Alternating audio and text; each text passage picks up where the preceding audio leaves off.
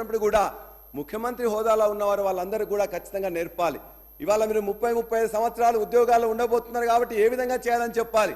కానీ గత ప్రభుత్వాన్ని గత నాయకులను ఇష్టం వచ్చినట్టు తిట్టి వాళ్ళందరినీ చేసినట్లయితే ఉద్యోగ నోటిఫికేషన్ ఇచ్చి ఎగ్జామినేషన్ కండక్ట్ చేసి చివరి పత్రం ఇస్తున్నప్పుడు మొత్తం వండిన తర్వాత తీసుకుపోయి గంట కలిపినట్టుంది అధ్యక్ష. అంతే తప్పగానే అక్కడ మీరు ఏదైతే ఎవరైనా ఇవ్వాల్సిందే కానీ అక్కడ పోయిన తర్వాత దుర్భాషలాడి బూతులాడితే సరైనది కాదు. ఖచ్చితంగా ఏదైతే ఈ ప్రక్రియ కొనసాగుతుంది 1,60,000 ఉద్యోగాలు ఆనాడు ఇచ్చినాం, అందులో 1,00,000 ఇంకో 10,000 ఉన్నట్లయితే ఇది వాస్తవం. కాబట్టి అందులో మీరు ఇంకోటి మెన్షన్ చేసిండ్రు, యువ వికాసంలో 5 లక్షల విద్యా భరోసా ఇస్తాం, నిరుద్యోగ భృతి కూడా ఇస్తామని. కానీ ఇదే నిరుద్యోగ భృతి గురించి లాస్ట్ అసెంబ్లీలో మాట్లాడినప్పుడు గౌరవ పెద్దలు బట్టి విక్రమార్క అన్నారు, నేను ఎక్కడన్నానని చెప్పేసి అన్నారు. మీకు నేను చూపిస్తాను. మీరు ఇలా మీ దానిలో మెన్షన్ చేయడమే కాకుండా నిరుద్యోగ భృతి గురించి మీరిచ్చిన డిక్లరేషన్ 9వ పేజీ 2వ పారాగ్రాఫ్, నిరుద్యోగ యువతకు ఉద్యోగ ఉపాధి అవకాశం కల్పించే వరకు ప్రతి నెల 4,000 నిరుద్యోగ భృతి చెల్లింపు ఇందులో పెట్టారు. ముఖ్యమంత్రి గారు పదే చెప్పారు, ప్రియాంక గాంధీ గారు చెప్పారు. మీరు చెప్పిన దానే మేము అడుగుతున్నాం. మీరు దీన్ని మేము చెప్పలేదు అనలేదని బట్టి విక్రమార్క అన్నారు కాబట్టి మీరు ఇందులో చెప్పిన దాన్ని ఖచ్చితంగా ఇవాళ ముఖ్యమంత్రి గారే చెప్పారు. మేము ఇవాళ పబ్లిక్ సర్వీస్ కమిషన్ చేస్తున్నాం. పబ్లిక్ సర్వీస్ కమిషన్ లో 30 లక్షల మంది నిరుద్యోగులు వెయిట్ చేస్తున్నారు. వాళ్ళందరూ చదువుకోండి అన్నారు. ఖచ్చితంగా వాళ్ళ చదువు సాగాలంటే వాళ్ళకు ఉద్యోగాలు రావాలంటే మీరు చెప్పిన విధంగా, ముఖ్యమంత్రి గారు చెప్పిన విధంగా, ప్రియాంక గాంధీ గారు ఆదేశించిన విధంగా, మీరు మీ యొక్క మేనిఫెస్టోలో చెప్పిన విధంగా 4,000 నిరుద్యోగ భృతి ఆ 30 లక్షల మంది నిరుద్యోగులకు వెంటనే ఇవ్వాలని చెప్పేసి మేము కోరుతా ఉన్నాం.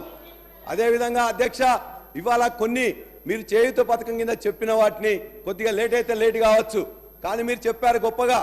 ఒక్కరికి ఇవాళ ఈ రాష్ట్రంలో 11 లక్షల మంది ప్రభుత్వంలో కానీ లేకపోతే ప్రభుత్వ సంస్థల్లో అవుట్ సోర్సింగ్, టెంపరీ, అడహాకు రకరకాల ఉద్యోగస్తున్నారు.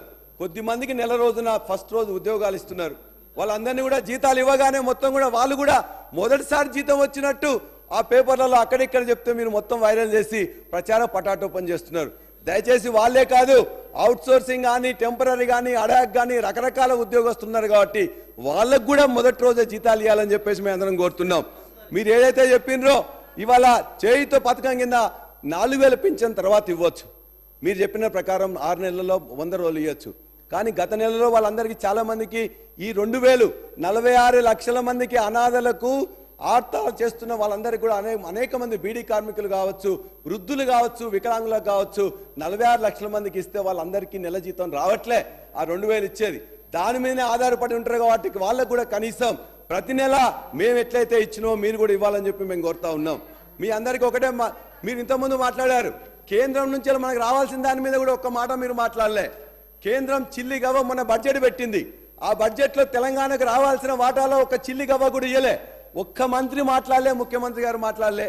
అదేవిధంగా పన్నుల వాటాలు న్యాయంగా రావాల్సిన గురించి మాట్లాడలే, గ్రాంట్ల విషయం మాట్లాడలే. కానీ మన పక్కన మన సర్కారే, కర్ణాటక కాంగ్రెస్ సర్కార్, ఇవాళ ముఖ్యమంత్రి గారు అదేవిధంగా మొత్తం మంత్రి మండలి పోయి అక్కడ ధర్నా చేస్తున్నది.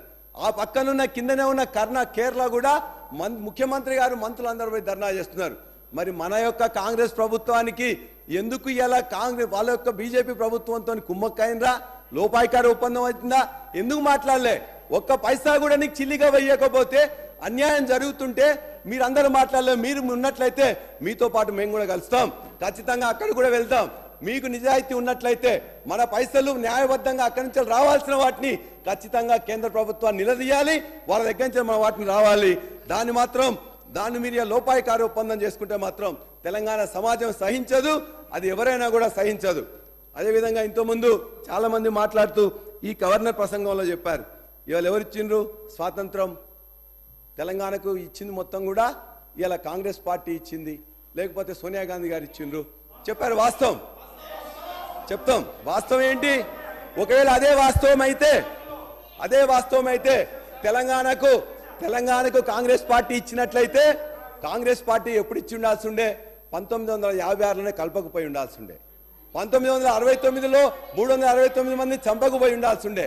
2004లో కామన్ మినిమం ప్రోగ్రాం పెట్టి మీరు మేము పొత్తు పెట్టుకున్నప్పుడు ఆ రోజున 2009లో చిదంబరం గారు చెప్పినట్లయితే ఆనాడు ఇచ్చిండే, అప్పుడు కాంగ్రెస్ పార్టీ ఇచ్చిందని చెప్పేసి అనుకునేవాళ్ళం. కానీ 2001 నుంచి వెళ్ళి 2014 తర్వాత పోరాటం చేసి అందరితోని జై తెలంగాణ అనిపించి జేఏసీ చేసి పోరాటాలు చేసి త్యాగాలు చేసి ఇవాళ ఒక అనివార్యత కల్పించి తెలంగాణ తెచ్చుకున్నాం. తెలంగాణ ఇవ్వలే, తెలంగాణను తెచ్చుకున్నాం. అదేవిధంగా మీరన్నారు ఒకవేళ స్వతంత్రం ఇచ్చింది ఏమని చెప్తున్నారు?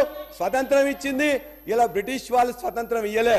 ఆనాడు నాయకులు, ఆనాడు వ్యక్తులు, ఆనాడు పార్టీలు ఇవాళ మొత్తం కూడా బ్రిటిష్ మీద పోరాటం చేసి తెచ్చుకున్నారు తప్ప బ్రిటిష్ వాళ్ళు ఇచ్చిందని చెప్పేసి మీరు ఒప్పుకుంటే ఇవాళ కూడా కాంగ్రెస్ ఇచ్చింది అనుకుంటాం. అంతే తప్ప ఇవాళ అందులో ఎంతైతే ఉందో ఇదే అంతే. బ్రిటిష్ దగ్గర నుంచి వెళ్ళి స్వతంత్రాన్ని ఎట్లయితే ఆనాడున్న కాంగ్రెస్ పార్టీ కూడా భాగస్వాములే, నెహ్రూ గారు, గాంధీ గారు, పటేల్ గారు అందరు భాగస్వాములే. అది వాస్తవం అయితే ఇవాళ ఈ పోరాటం చేసి తెచ్చిన కేసీఆర్ గారే తెలంగాణ తెచ్చింది తప్ప మరొకరు కాదు. ఆది శ్రీనివాస్ గారు. అధ్యక్ష ఇదే నిండు అసెంబ్లీ సభలో ఈ స్థానంలో కేసీఆర్ గారు ముఖ్యమంత్రి హోదాలో ప్రత్యేక తెలంగాణ రాష్ట్రం ఇచ్చింది శ్రీ